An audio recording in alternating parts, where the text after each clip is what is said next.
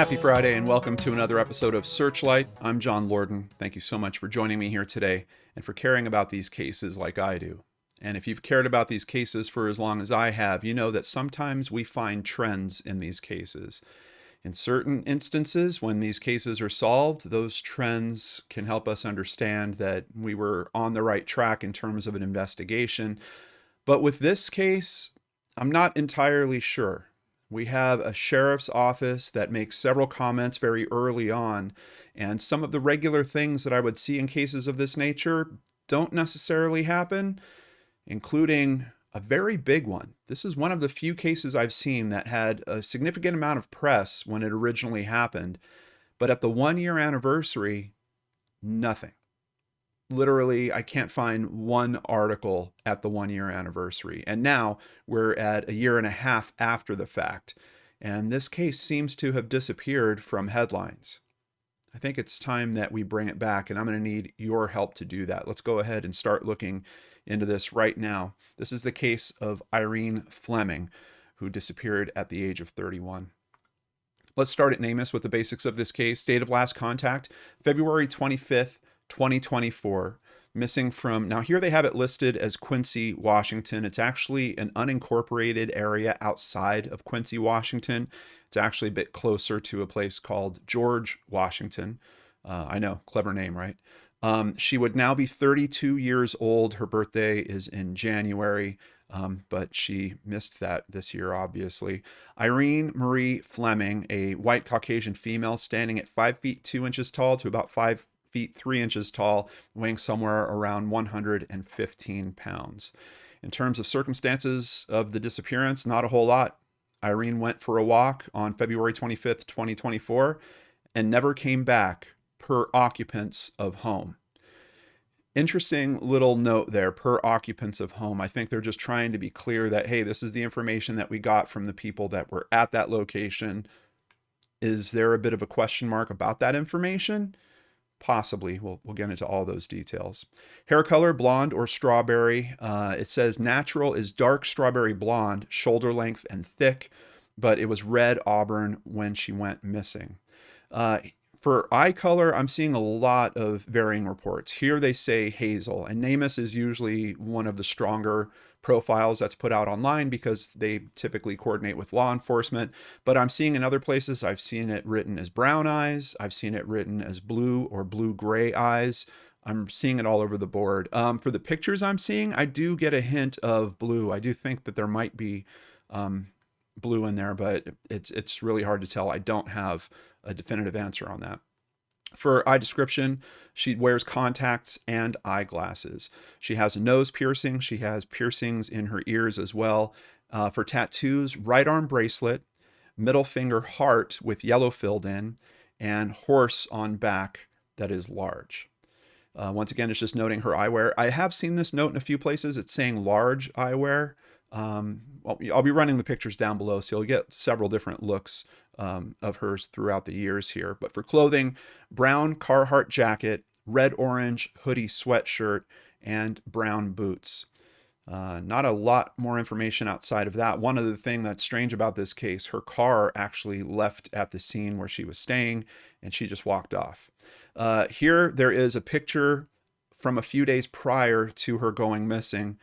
So we want to take a look at that one up close here. And I believe these are probably the boots that they're describing. I don't think the hoodie is a match, but this is probably a decent look at what she would have been wearing around the time that she went missing. I believe that's probably the Carhartt jacket that was described up here. Now, unfortunately, this is one of those cases where family isn't really engaging directly with the media. There are family members that are engaged with social media, but for some reason, the local media companies that covered this case, I don't know if they just never reached out, but obviously, we always want to start these episodes with a video clip of a family member.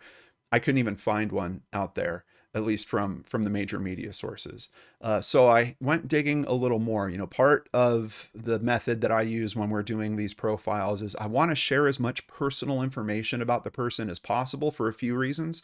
Number one, I want it to connect with you. I want you to say, hey, I'm also a fan of that team. It makes it more memorable, and that's what I'm looking for. I want the person to lock in a section of your brain just in case you have helpful information or see them along the way.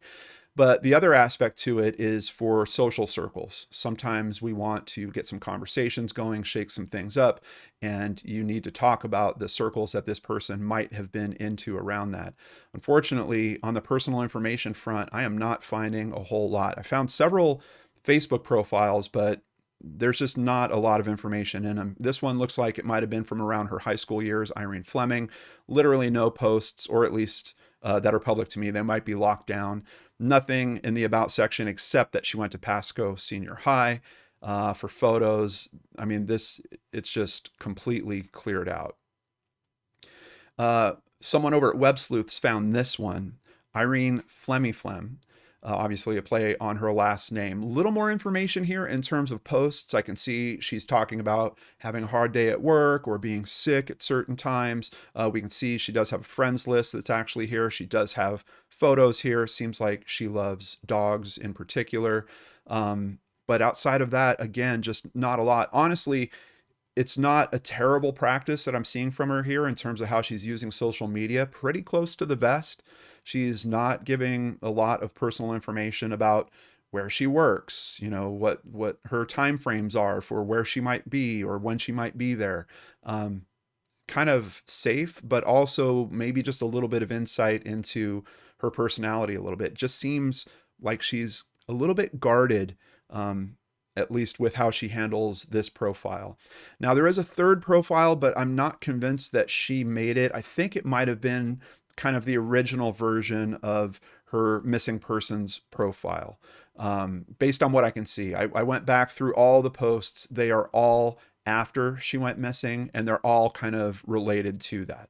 What's interesting about this is there is a significant friends list, which made me think, well, maybe this was a live profile of hers that she had used for a period of time. And then when she went missing, her family members logged into it and they've kind of modified it. But I'm not 100% sure that could be a possibility here. But regardless, still no real personal information, except for this is just a little additional detail. Laborer or operator at Sensky Services. I don't know if that's where she was working or not. It did appear that she, at least in 2023, she had a job she was talking about.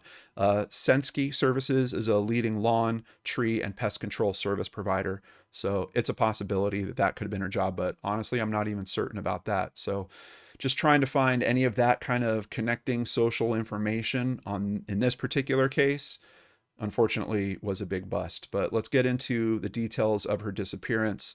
And honestly, by the end of this video, I think you're going to have a very strong understanding of why we all need to care about this case and why I need your help raising exposure to it so we can hopefully help her family. A Pasco woman has not been seen since she left the home of friends in Grant County.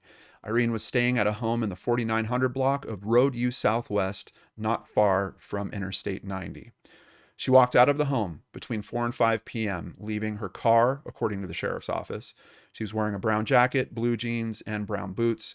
The area is rural with few homes, and officials are hoping a passing motorist would have noticed a pedestrian there. Fleming has not been in contact with anyone since she was last seen, and her cell phone is either turned off or is out of power, according to the sheriff's office.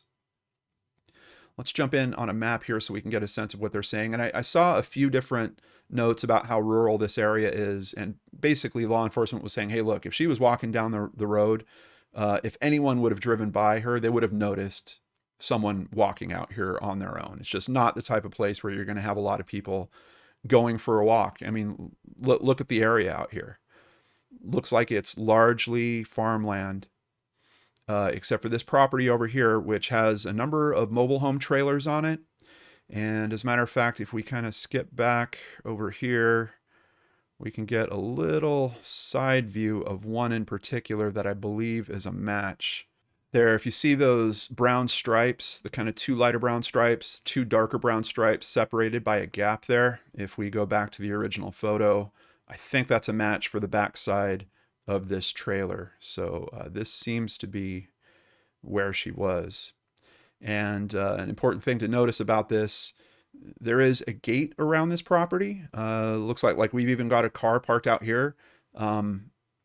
So I'm not sure how accessible her car would have been. I did run into some information. We'll review it later about her vehicle and a possible consideration with that. I know some people online are wondering, like, oh, was her car not working? Is that why she had to leave it behind when she went walking off? Thankfully, we do have some family members talking on social media. We'll be able to answer some of that stuff. But just kind of taking a look around the property here. Like, where would you go if you were walking off here? I mean, there's literally nothing around here except, of course, we do have that highway that's nearby.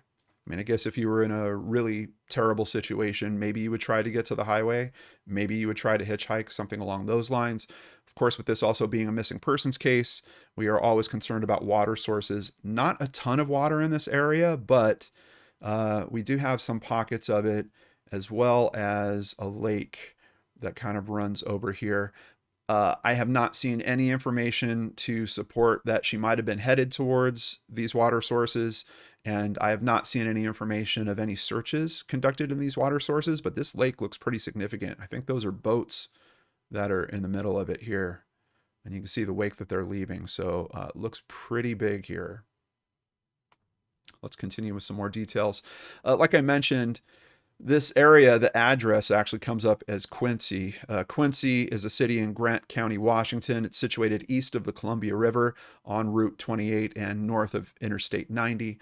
Population was over 7,500 as of the 2020 census, but she's not quite staying in that part. You can see Quincy is far north here. Here is George, which is kind of the next closest town.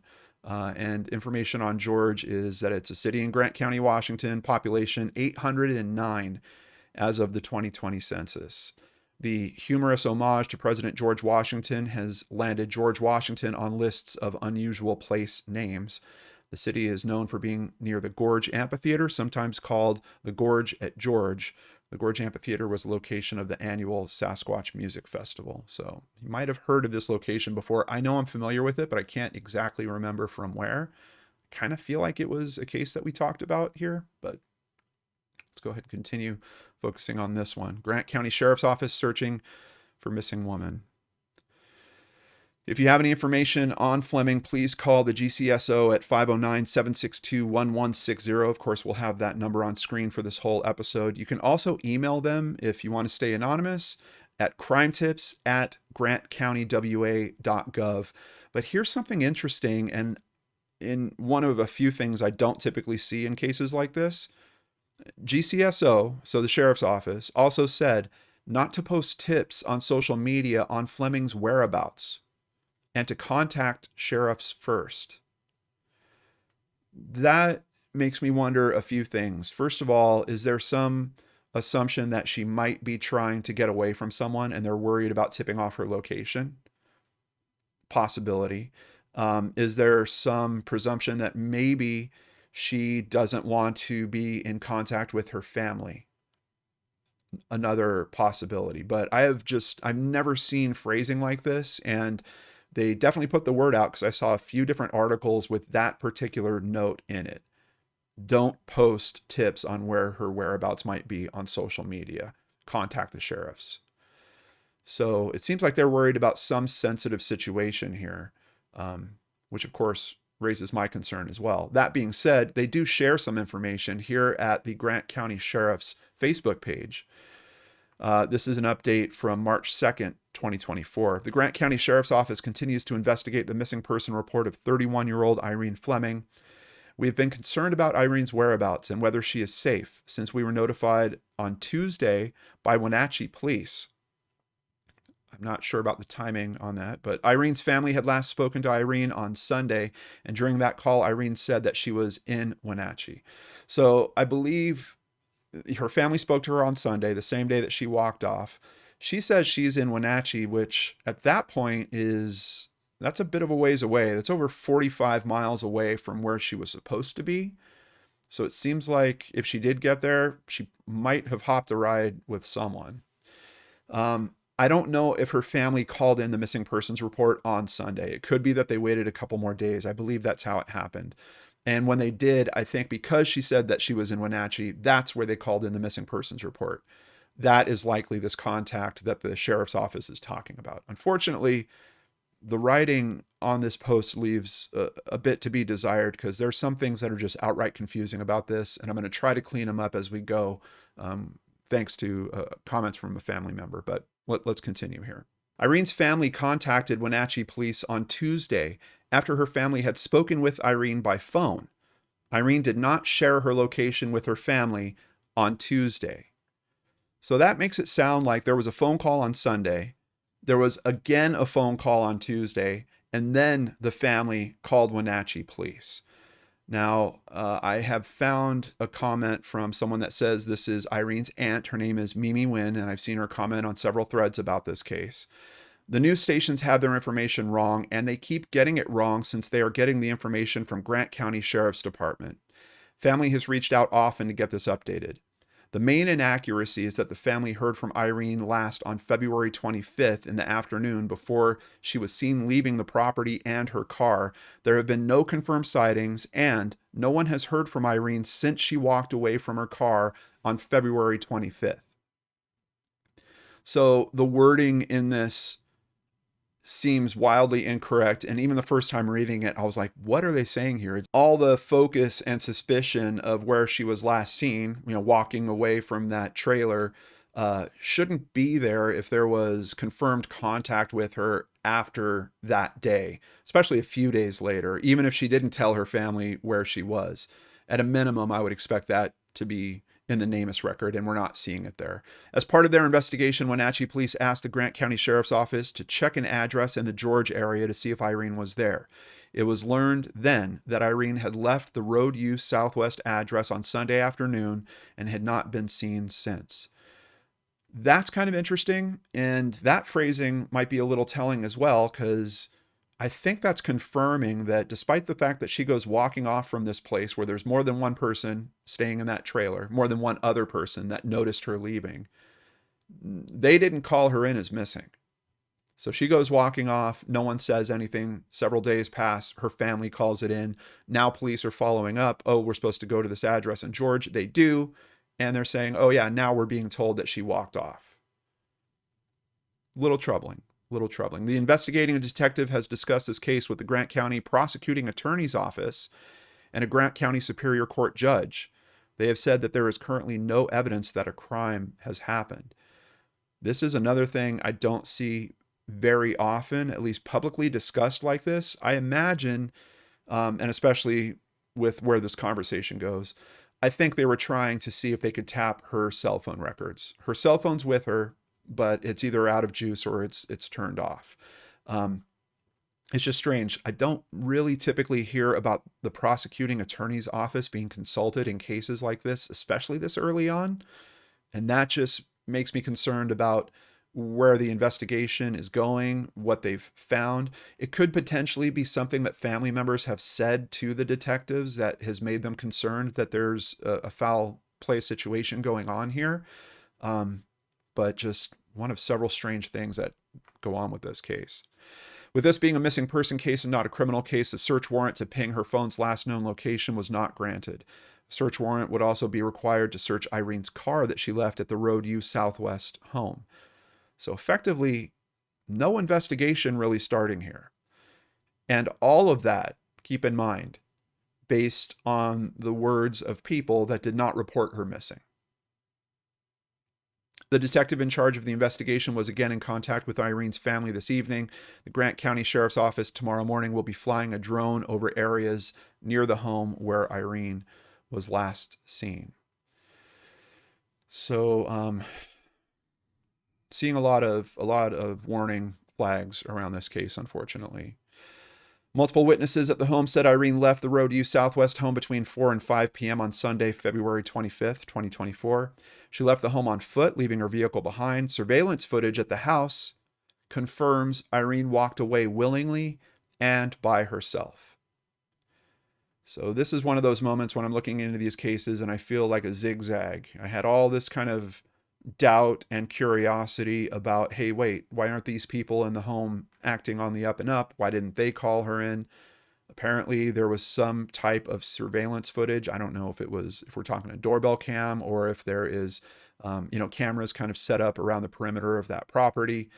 But somehow police confirm we have footage of her walking away.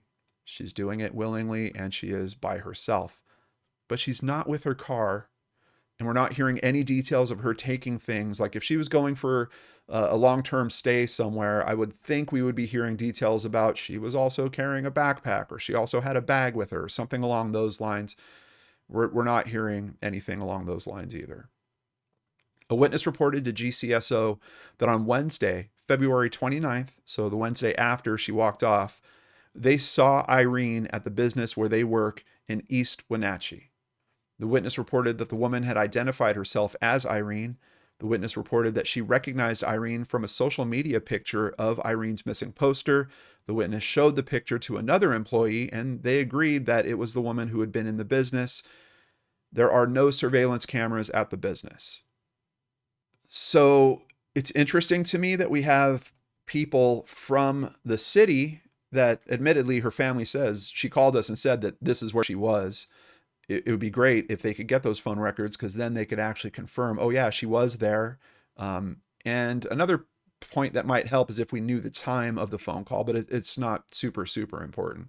But that would at least put her in a different place. Well, it would be important if it was after 4 or 5 p.m., right? I mean, if they spoke to her at 8 p.m. that night and she was in Wenatchee, that would be good to know. And I think that they would update the record at NamUs and kind of update the last known location to reflect that.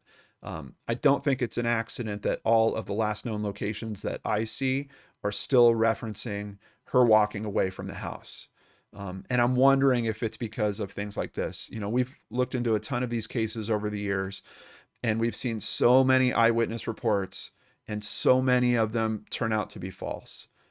I mean, it is rare. Like I think maybe less than 10% of the time that we actually get some type of firm confirmation from an eyewitness report where it has been proven later that was the actual person. It is super, super rare. The vast majority of these are incorrect. And the fact that there was no surveillance cameras at the business puts a big question mark on this sighting for me.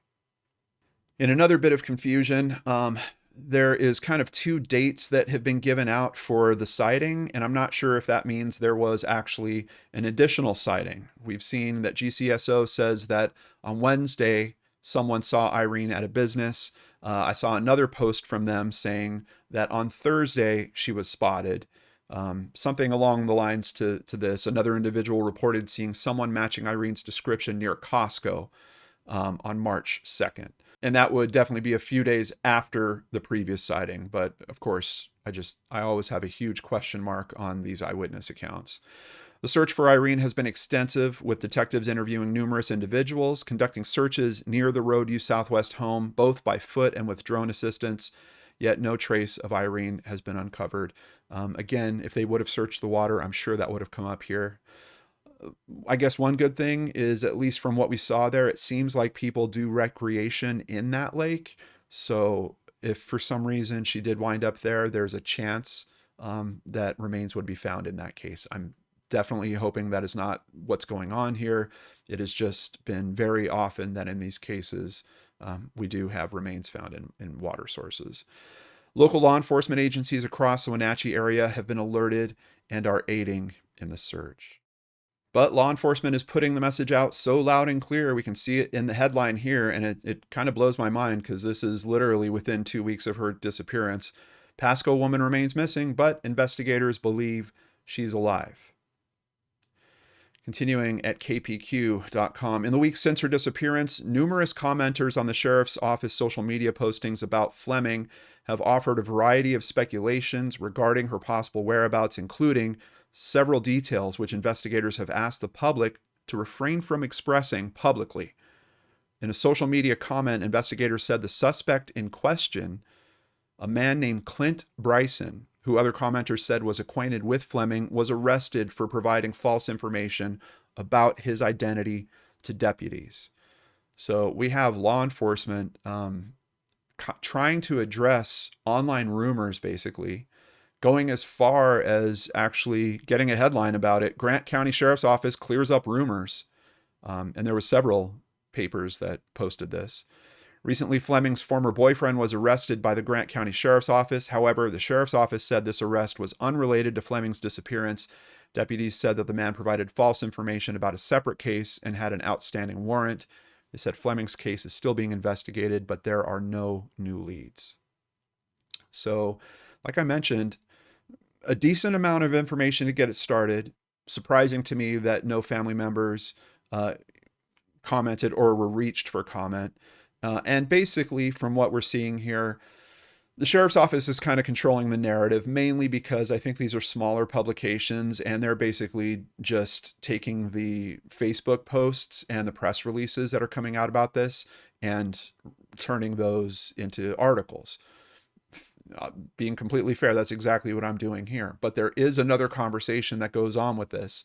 And most of those important details show up at Web Sleuths, a place that I have a lot of respect for and have had a lot of respect for many years now. Before we get into the family's comments, though, there's a couple of good questions that are raised. Wouldn't evidence that she is in danger be that she's behaving totally out of character? I agree. More so, I agree with the fact that she left her car behind. That's something of significant value, unless there's a good reason. If it was out of service, it wasn't working for some reason. But yeah, no, I think that's a strange consideration in these cases. And I understand the line that law enforcement is kind of constantly trying to draw there in terms of people's privacy. Like we've heard it a million times. If you're an adult, you have the right to disappear if you want to. The conditions about this case don't sound like that. Like if you have someone that's trying to disappear, you know, maybe they're going to take some things that they need to do so. One of those could be a vehicle. Maybe not. Maybe there's some reason to leave the vehicle behind if there was payments on it or it was attached to another family member. Someone else actually owned it, something like that. I can see some reasons, but this just doesn't sound like one of those instances. So yeah, it does always get me too when we kind of hear the, hey, we can't prove that there's a crime here. I've heard it before. Many missing persons cases are basically unidentified foul play situations, and we've seen it play out. We've seen it play out time and time again. Just another comment. How is it possible that there's no info after April? That blows my mind, especially at the 1-year anniversary. Any police department, sheriff's office, anyone that's handling one of these cases, it is so easy. I mean, look what they did to spin up attention originally. All they basically had to do was run a Facebook post. All they would have to say is that, hey, the case hit the 1-year mark. We still don't have any new updates, but it's still being worked on. We have taken in, 25 tips and we've looked in 5 different locations, or we've done this type of search. Like they could whip together a press release or a Facebook post very easily at the 1-year anniversary and drum up another round of attention. And I'm concerned that there's something about this case that they don't want the attention drummed up with it. Or I don't know, is this area so overburdened, or their police force, they don't have enough resources? I don't know. There's a lot of different possible considerations here, but it does, I have to agree with this poster. It blows my mind. How is it possible that there's no info after April? Thankfully, Web Sleuths would become the source of some information coming from a family member. So this is a verified family member. It doesn't say exactly who it is. And I don't know if it's one person. Later, they say that it's her brother, but I'm not sure if it's her brother through all of these posts. So keep that in mind. However, it is a verified family member. She was with Clinton Bryson, her ex-boyfriend, who has a known drug addiction and has hurt her many times. They were at a woman's house where he would do side work. There is footage of her leaving on foot very quickly. We have followed all leads and detectives seem to not help us. Her friend Maggie has the whole surveillance footage and has given it to detectives, but will not give it to Irene's mother, which has made this very difficult to really dig deeper. So sounds like there's more surveillance footage, maybe even than we've heard of in the press stuff here. We've searched all over Wenatchee when this happened with no signs anywhere. We've covered the Gorge area, Quincy, Ephrata, Moses Lake, and George with no signs anywhere. We've kept very close eyes on her ex-boyfriend, whom she was last seen with, and can't crack anything new to the case. Ellie messed up royally by saying she wasn't in danger. She was with her very abusive ex again, who is a known drug addict and who frequents prison often, and she left after a fight between them. The ex, the woman whose house she left, and the ex's side girlfriend were the last ones to see her or say something about her, but seemed to know nothing. I've created a Facebook page and group with her name, and the cover plus profile pics have her missing picture in there. Please feel free to add yourself to the page and group plus share. Thank you. There are a few more posts. Okay, here's the answer to the vehicle. Car was working. I have camera footage from the property. The car was locked in on the property. So that might be why she couldn't get her car out and why she decided to leave on foot. She was not with a friend. She was with her ex-boyfriend, and she left after an argument. There's footage of her leaving quickly. This is what the police won't share. Let me just put the offer out now to any family members. If you want to share more details about what's actually going on with that, we will absolutely bring you on here for an interview and go into that. We'll give you all the time you need to describe any of those situations. We'll try to be as fair as possible. Obviously, you know, we're talking about a situation that none of us were there to exactly witness, but I imagine as a family member, you have some insight into some of the things that she was saying were happening in that relationship. And if they add to the understanding of this case, I think that would really be worth it, especially with the lack of attention that this is getting from the press, which I don't understand. We met with police multiple times, asking them to take this seriously. While my sister has some mental health challenges and a mild learning disability from trauma before she was adopted, she is not a drug addict. She's a strong-willed country girl who speaks her mind and sometimes acts a bit younger than her age. There are also records of concerning behavior from her ex, which we feel the police didn't look into enough. Instead, they put out a statement saying a store employee saw her in Wenatchee, which we followed up on ourselves, but found nothing. My sister's disappearance is highly unusual. She would never just leave without her phone or car, which she always has with her, and she would always reach out to someone if she could. We need a thorough investigation that looks at all the facts and considers everything surrounding her last known location. Yeah, in terms of that other question about what does it take to consider something a dangerous situation so that you can get a judge to sign off on a warrant, if they actually had a witness there, which apparently there's 3 other people that were in the trailer, all it would take, in my mind, would be one of them to say, oh yeah, there was a disagreement happening between her and her ex-boyfriend. How is that not enough? How many cases do we have to see that seem like domestic issues where a person goes missing, and unfortunately years later we're talking about remains being found and not being able to file charges because sometimes the remains have degraded past the point of being able to determine what happened? Those are the situations I would love for us to figure out some systems for heading off, and that's the type of situation that I'm a bit concerned about us having here. So interestingly, on that one Facebook page where I wasn't exactly sure if this was created for the search for Irene or if this was one of her profiles before, a person stuck out to me in the friends section. Here is Clint Bryson. Quick look over at his page, doesn't say a whole lot, but his last post, which was January of 2023, so more than a year before she disappeared, it's the 2 of them. And it's apparently them at a dinner where they're celebrating her upcoming 30th birthday. Outside of that, no real information that I could gather from his profile here. And I did go looking for criminal records. You know, some states that stuff's easier to find than others, and I couldn't find anything.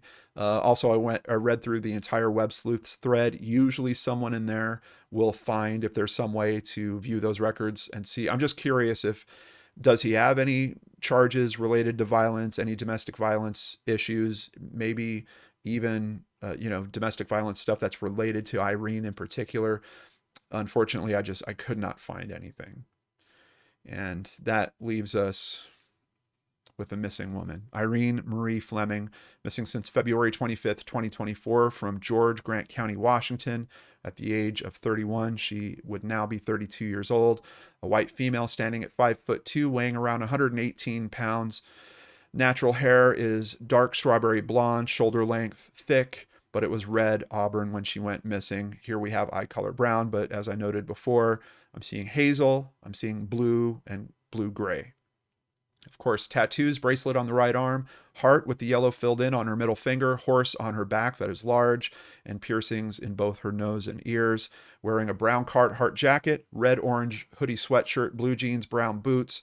She typically wears a bull-style nose ring, and additional personal items missing with her are her cell phone and her glasses. Again, here is a picture of pretty much the outfit they're describing that she's missing in.